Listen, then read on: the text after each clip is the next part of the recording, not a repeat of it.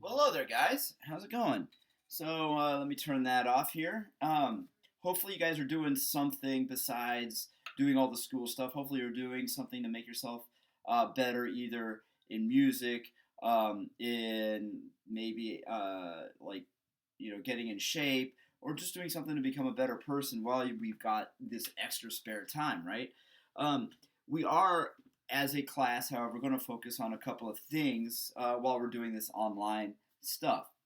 One of the goals of the class was to improve our reading and our writing, and so we are going to keep to that. We're going to practice those skills because those are skills that you'll need not just for my class, but also later on in the future in whatever field you might find yourself, because it's just communication. You need those communication skills. So you have this assignment where you're comparing and contrasting the response between Italy and the United States toward the coronavirus pandemic. So there's ways to do this. There's a right way and a wrong way. So I want to go over those ways in writing. Hopefully you've read the article, and hopefully you've made your double bubble map and it's complete. I showed you guys this the other day, so hopefully you have a completed version of this, because that will help you write your compare and contrast essay.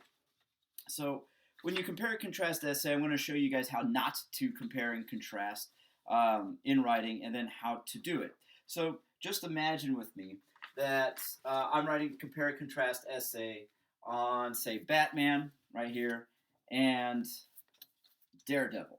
Okay.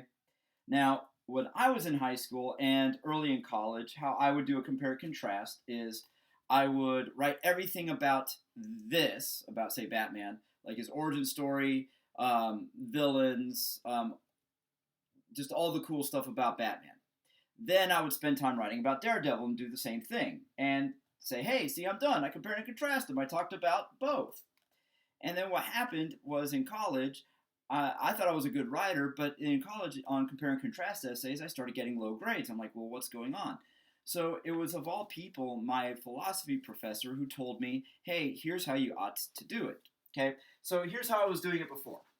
Okay, right? I would talk about everything about topic number one or thing number one, and then everything about thing number two. And that's the wrong way to do it because you're not really comparing and contrasting anything. How to do it is this way.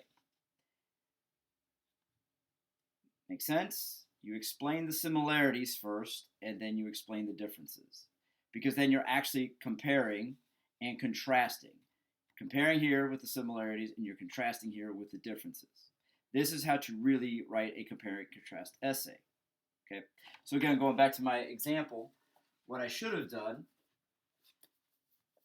I'm talking about the similarities. I could talk about their origin stories, about how they're similar, how they both lost parents early on as kids, about how they both dress up in suits and go out and fight crime, and then the differences between like their villains and their abilities, powers, whatever, what have you.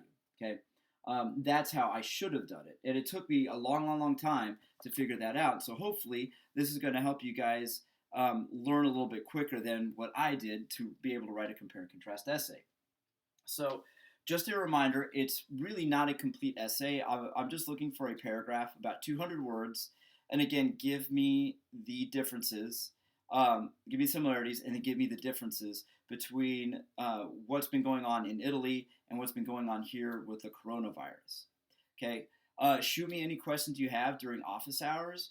This is due on Friday, so do the best that you can. I'm looking forward to seeing what you've got. All right, peace out.